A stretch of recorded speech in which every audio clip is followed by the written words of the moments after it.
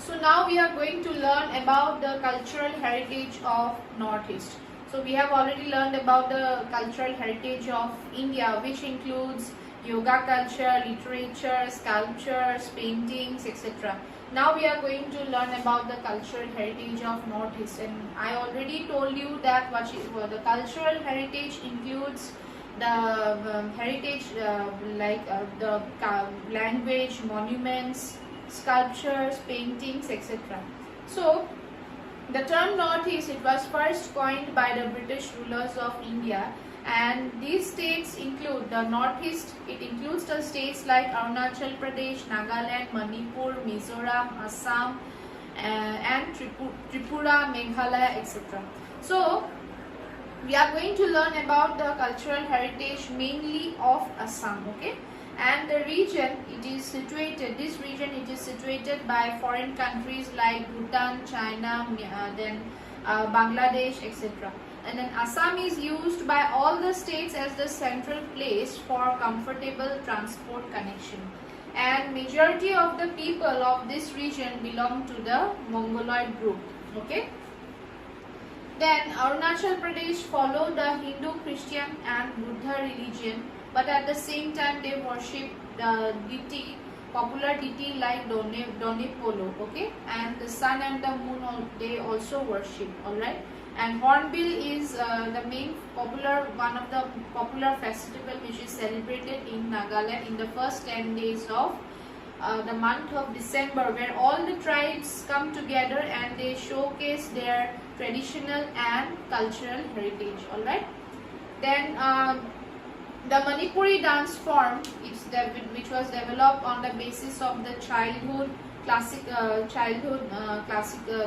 of the Lord Krishna, and it is recognized by one of the Indian dances by the government of India, okay? Majority of the people of Tripura are Hindus, and the impact of Bengali culture is also seen in this state, okay? Then the Khasi, Garo and Jaintia people of Meghalaya, they have started following Christianity since 1830, and more than 70% of the people of Meghalaya, they belong to the Christian religion, alright? Then Mizoram also has different tribes and sub-tribes, and they are called the Mizos together, and the term Mizo means the inhabitants of the hills, alright? Now we are coming to Assam, the cultural heritage of Assam, alright? The the old name of Assam was Pragjotishpur and Kamrup, okay? These names are found in the old writings including the Ramayana, Bharata, Vishnu Puran, Kalika Puran, etc. Alright. Then next we will move on to the literature of Assam, alright? The Burman dynasty, established in the middle part of the 4th century, they first used Sanskrit, okay, as the and later on Sanskrit born, Assamese was considered as the official language of Assam. The modern Assamese language which we speak now, it has formed after crossing various stages from the time of evolving from Sanskrit.